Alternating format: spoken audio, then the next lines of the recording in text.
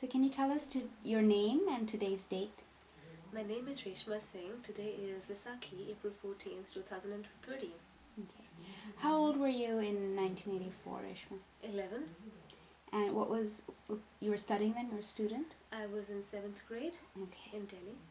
Okay. And so in June 1984 you were in Delhi? Correct.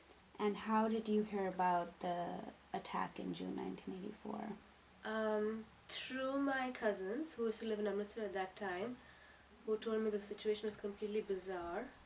My two cousin sisters who lived in Amritsar, a little bit further away from the Golden Temple, who said that there was a lot of curfew, there was a lot of fighting, and it was completely an insane situation there. Mm-hmm. What was your reaction as you were hearing about this? It seemed like it was far away, but it seemed like it was maybe a little bit justified, because all we heard about in Delhi was how the terrorists were so-called terrorists, I would say now in retrospect, but how the terrorists were basically creating a lot of mistrust in the community and between the government and the community at large. Okay. And in November 1984, where were you then? New Delhi. And how did you hear about the violence in November 84? So I heard about the violence actually in the morning in my school. I used to go to Guru Harkrishan Public School in Vasant Vihar, Delhi, which is one of the premier Sikh institutions. It's like a jewel in the educational system in Sikh society in India.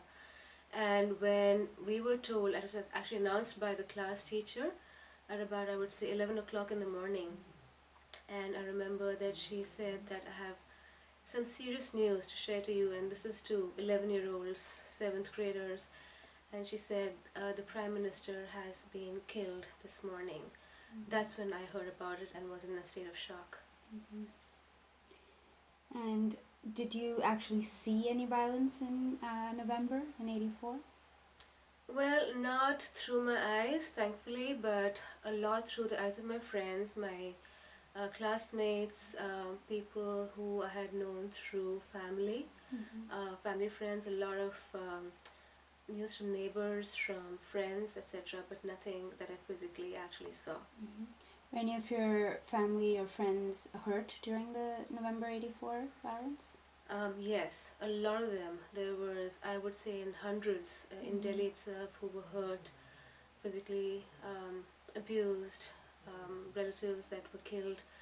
When I came back to the same school about a week later, I heard that the principal of our school, who was a greatly respected educationalist, was actually had gone missing from his house. He used to live in the compound in the school, and he had to literally escape for his life because the mob actually came to Vasant Vihar, which is a beautiful area in Delhi, and burnt down our school. And that's when I saw the first kind of tangible evidence of this happening. And once we came to school, it was just this extremely hurtful and emotionally shocking thing that I saw. When we entered our classrooms, beautiful classrooms with all of our posters up there, we actually saw that the walls were completely charred. The ceiling fans were hanging, melted, upside down. And all of our students spent the first week actually tearing out sheets of our notebooks and scraping the walls clean. We had all of our paperwork, our copybooks, they had all been burnt down. It felt like a whole era had been, everything we'd done since kindergarten to class 7th had been kind of just erased in a few hours. Do you remember how you felt during this time, seeing your school in that situation and having to mop things and clean after the mob? It was horror. It was really, you can imagine for an 11-year-old who doesn't understand the gravity of the situation but is suddenly hit by it.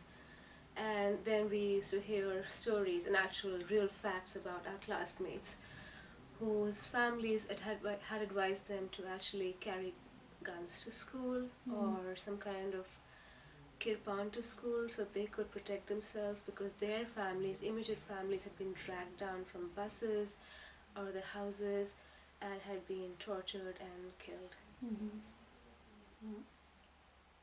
Did you continue to live where you lived in Delhi after this violence in 84? So we were fortunate because my father was a high-ranking official at that time in the government of India. So the area which we lived was actually a protected government. It's called colony. So there was high-level protection, both provided by the police or the army, some kind of guarded presence, and also the children of the IAS officers at that time actually formed little tolis or groups, and they would actually go around patrolling the whole area. Additionally, my father had sent my sister, who was a little bit older than I, and me off to his friend's house so that we would not be in the same house. His friend was a South Indian, and he actually gave protection to us for about 3 days. Okay. And interestingly, this kind of a funny story that the maidservant of my father's friend actually understood English. The first time when she saw us and she heard us talking to our parents in English saying we'd arrived safely at my friend's house, she actually asked my uncle, who are these people and why are they here? And so my dad advised us to speak to him in Odia, which we all spoke at that time, having lived in Orissa. So from that day on, we used to speak in Odia to my parents over the phone. We used to speak to them 5-6 times a day and just be so concerned about what's happening, just 2 kilometers down where they were. My brother was in Pilani, which was an educational institution. We had no idea for a couple of days where he was, so that was a huge source of worry. But what I said was a funny story was because the maid actually caught on to the fact we were speaking Urdu, and then finally she relaxed a little bit because she figured we were Bengalis and so we were not sick, so she wouldn't need to go and tell her people back in the slums who were actually part of the whole mob. Have you spoken about your experiences in '84 to your friends and family often? Actually, it's something that I think a lot of us have kept bottled up. It's not something that we speak about too much. It's only in very few fora or conversations that this comes up. And I think this is an important part of the oral history that we're trying to preserve. It's just kind of trying to document, and kudos to you guys for doing that. Do you ever have flashbacks, any sort of nightmares, thoughts about what you saw as a child in '84?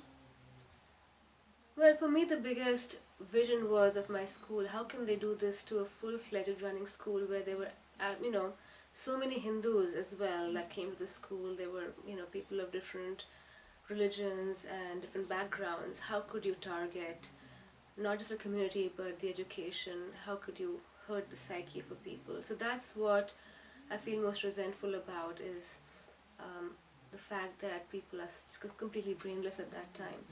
But on the other hand, I also have stories about friends who I heard from who were saved by the neighbors and friends. So it's kind of mixed emotions because it kind of helps you deal with the situation and feel that there's hope for humanity.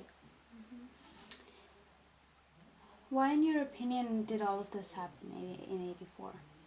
The usual: hegemony, power, politics, and trying to quash the minorities, especially a minority which is prosperous, rising and shining. It's really for power struggle and going to any demonic extents possible to keep that power within yourselves. Right. Anything else you'd like to share with us? I think that one thing, when I spoke to you briefly about this, is to kind of try and compare how the written media, how the print media reacted and reported all of these incidents during those days. Basically, how there was a complete government clampdown on the media. The BBC perhaps were the only people you could trust at that time, which came up with some filtered information. But if you contrast the kind of oral testimonies you're getting right now to what was written up in the print media at that time and compare the two, it'll really show how big the clampdown was, and really be able to showcase that it's very important to actually record things like this as and when they happen, to be able to tell our future generations that this needs to stop. Absolutely. Thank you so much. Thank you.